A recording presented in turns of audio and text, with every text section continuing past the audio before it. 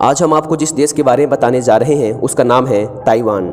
वैसे तो ताइवान खुद को एक देश मानता है, लेकिन दुनिया में सिर्फ 14 ही ऐसे छोटे छोटे देश हैं जो ताइवान को एक देश मानते हैं, जबकि दुनिया के बाकी सारे बड़े देश ताइवान को चाइना का ही एक पार्ट मानते हैं। चाइनीज़ कम्युनिस्ट पार्टी के वन चाइना पॉलिसी के तहत अगर कोई देश चाइना के साथ अपने संबंध रखना चाहता है तो उसे ताइवान को एक कंट्री के रूप में अस्वीकार करना होगा। इसलिए दुनिया के सारे बड़े देश, जिसमें कि भारत भी शामिल है, ताइवान के साथ राजनीतिक संबंध नहीं रखते, लेकिन हाँ, दुनिया के सारे बड़े देश ताइवान के साथ व्यापारिक संबंध जरूर रखते हैं। ताइवान एक छोटी सी आइलैंड कंट्री है जिसमें 2 करोड़ 40 लाख के आसपास लोग रहते हैं। इस द्वीप के आकार का अंदाजा मात्र इसी बात से लगाया जा सकता है कि इस पूरे द्वीप के चारों ओर व्हीकल ड्राइव करने में लगभग 8 घंटे का समय लगता है, यानी कि सिर्फ 8 घंटे में कोई भी इंसान इस देश का एक पूरा चक्कर लगा सकता है। ताइवान की कुल आबादी का 80% यहाँ के मूल निवासी हैं। 15% लोग चाइना से आकर यहाँ बस गए हैं और 5% लोग अन्य देशों से आकर यहाँ रहते हैं। लेकिन अच्छी बात यह है कि यहाँ की जो 15% चाइनीज़ आबादी है वो भी ताइवान को एक स्वतंत्र राष्ट्र के रूप में देखना चाहते हैं। वो नहीं चाहते कि ताइवान चाइना का एक पार्ट बन जाए। ताइवान में 90% लोग बौद्ध धर्म से जुड़े हुए हैं व इन लोगों को प्रकृति से बेहद लगाव है। हालांकि ताइवान में सिर्फ 15% ही चाइनीज़ आबादी रहती है, लेकिन दुनिया में चीनी कलाओं का सबसे बड़ा संग्रह ताइवान में ही है। ताइवान रिपब्लिक ऑफ कंप्यूटर्स के नाम से भी जाना जाता है। ऐसा इसलिए क्योंकि यहाँ सेमीकंडक्टर्स चिप का उत्पादन होता है, जिसका इस्तेमाल पीसी हार्डवेयर, साउंड कार्ड से लेकर स्कैनर्स तक के कामों के लिए किया जाता है। ताइवान के मूल निवासी चीन के फ्यूकियान और क्वांगतुंग प्रदेशों से आकर यहाँ बसे हुए लोगों की संतान हैं।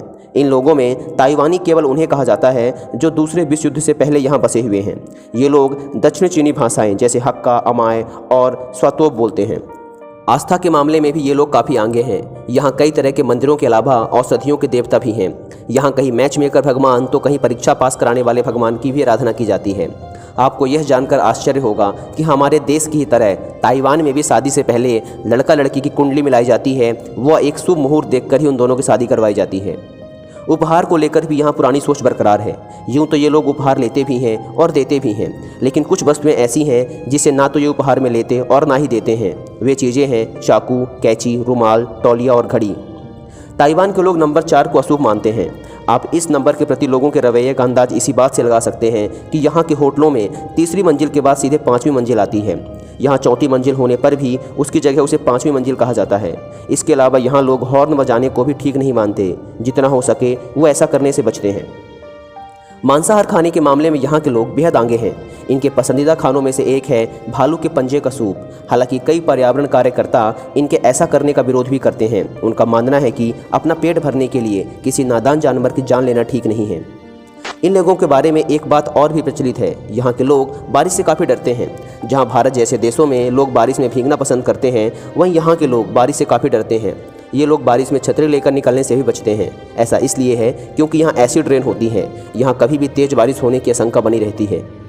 आजकल दुनिया में युवाओं को लेकर ये बात प्रचलित है कि उनमें भावुकता कम होती जा रही है। वहीं न केवल ताइवान बल्कि जापान, दक्षिण कोरिया और कुछ अन्य देशों के युवा काफ़ी भावुक होते हैं। ये लोग बेहद मेहनती भी होते हैं। ताइवानी अपने जॉब व ऑफिस वर्क को लेकर काफ़ी सीरियस होते हैं। यहाँ एक हफ्ते में 70 घंटे तक काम करना एक आम बात है, यानी कि लगभग 10 घंटे हर रोज़। 1590 में पुर्तगालियों द्वारा ताइवान की खोज करने से पहले चाइनीज़ लोग इस द्वीप को एक मड आइलैंड यानी कि कीचड़ से भरा आइलैंड कहा करते थे, जिसकी चाइना के लिए कोई इंपॉर्टेंस नहीं थी। और आज इसी आइलैंड को कब्जाने के लिए चीन ने अपना पूरा जोर लगा रखा है। ताइवान रिंग्स ऑफ फायर में स्थित है, जिसका मतलब है कि यहाँ भूकंप कभी भी आ सकता है। आपको यह जानकर आश्चर्य होगा कि ताइवान में हर साल लगभग 1000 से ज़्यादा छोटे बड़े भूकंप के झटके महसूस किए जाते हैं। ताइवान के लोग सफाई के प्रति बेहद संवेदनशील होते हैं। ये लोग अपने घरों के कचरे को तब तक घरों में ही रखते हैं जब तक कचरा उठाने वाली गाड़ी इनके घरों से कचरा लेकर नहीं चली जाती। ताइनान ताइवान का सबसे पुराना शहर है, जिसे सन 1590 में बसाया गया था। ताइवान के लोगों को संगीत बेहद पसंद है। यहाँ के लगभग हर घर में हर व्यक्ति का अपना एक पर्सनल रूम होता है, जहाँ वो संगीत वाद्यंत्र बजाने से लेकर सुरीले गीत गाने संबंधी काम करते हैं। और ऐसा वो लगभग 2 घंटे हर रोज़ करते हैं, जिससे यहाँ के लोग ज़्यादा खुश रहते हैं। ताइवान को एशियाज़ फेस मास्क कैपिटल भी कहा जाता है, क्योंकि ताइवान के लोग अक्सर फेस मास्क पहने रहते हैं। ये लोग बीमारी, धूप व प्रदूषण से बचने के लिए ऐसा करते हैं। ताइवान की लड़कियों को गोरी त्वचा बहुत पसंद है। यही कारण है कि यहाँ दिन में आपको लड़कियाँ सड़कों पर घूमती हुई नहीं दिखेंगी, ताकि वो सूरज की किरणों से अपनी स्किन को काली पड़ने से बचा सकें। घर से बाहर निकलने के बाद यहाँ की लड़कियाँ फेस मास्क जरूर लगाती हैं, ताकि वे अपने चेहरे की स्किन को धूल, मिट्टी व सूरज की किरणों से बचा सकें। वैसे एक बात कहूँ, यहाँ की लड़कियाँ होती बड़ी खूबसूरत है। ताइवान की संस्कृति में शिक्षा के संदर्भ में कड़ी मेहनत पर अधिक बल दिया जाता है। यही कारण है कि इस देश के बच्चे गणित में विश्व में सबसे आगे रहते हैं। इस देश के बच्चे इतनी अधिक पढ़ाई करते हैं कि इनके पास दुनिया का सर्वश्रेष्ठ गणित स्कोर रहता है। इस देश में आपको कचरे के डिब्बे सड़कों पर ही मिलेंगे, बल्कि इन्हें घर या दुकान के अंदर रखा जाता है। ताइवान में चमगादड़ों की संख्या बहुत अधिक है। इस देश में ये जीव आपको सामान्य पार्कों से लेकर आपके चारों ओर उड़ते मिल जाएंगे। आपको भारत व ताइवान की संस्कृति में बहुत अधिक समानता देखने को मिलेगी। यहाँ के लोग भी हमारी ही तरह काफ़ी संस्कारी होते हैं। ताइवान की संस्कृति के अनुसार बड़ों के लिए विनम्रता, आदर और सम्मान का भाव इस देश की संस्कृति का मुख्य हिस्सा है। इस देश में घर के बड़ों के साथ तेज आवाज़ में बात नहीं की जा सकती। ताइवान वासी अपने घर आने वाले मेहमानों के साथ बेहद उच्च कोटि का बर्ताव करते हैं। ये लोग अपने मेहमानों की इच्छा अनुसार अव्वल दर्जे के पकवान अपने मेहमानों के लिए बनाते हैं। 18वीं शताब्दी में स्पेनिश लोगों ने इस इलाके पर बसने की योजना बनाई थी, लेकिन वे इस योजना में सफल नहीं हो सके। द्वितीय विश्व युद्ध के बाद ताइवान में महान आर्थिक और औद्योगिकरण हुआ, जिस कारण इस देश की अर्थव्यवस्था में बेहद अधिक मजबूती आई व इस देश के लोग अमीर होते गए। द्वितीय विश्व युद्ध के बाद यह देश एक लोकतांत्रिक सरकार व संविधान की तरफ बढ़ना शुरू हुआ, लेकिन कुछ अंदरूनी ताकतों के कारण इसमें सफल ना हो सका।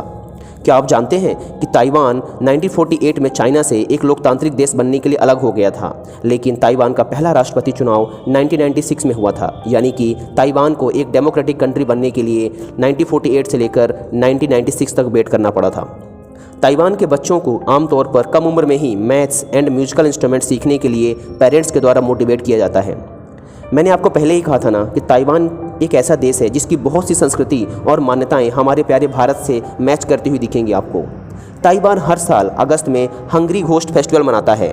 इस त्यौहार से जुड़ी परंपरा के अनुसार इस दिन नरक के द्वार खुलते हैं, इसलिए विनाशकारी भूत प्रेत की आत्माओं से बचने के लिए ताइवान वासी इस दिन पूजा पाठ इत्यादि करते हैं।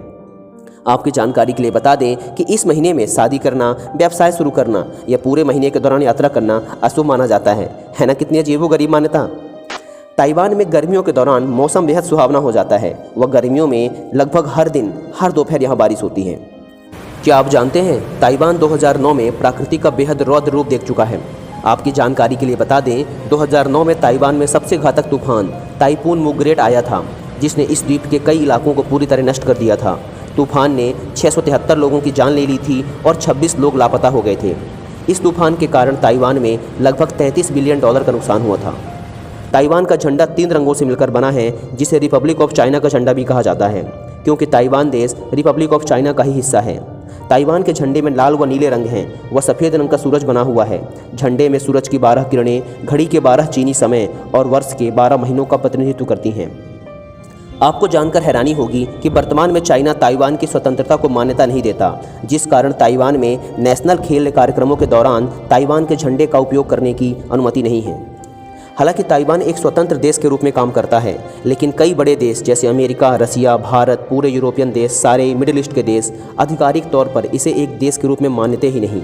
Peoples Republic of China Taiwan को चीन का ही एक प्रांत मानता है और जो देश चीन के साथ राजनीतिक संबंध बनाए रखना चाहते हैं उन्हें ताइवान के साथ अपने औपचारिक संबंधों को चीन के अनुसार ही बदलना पड़ता है।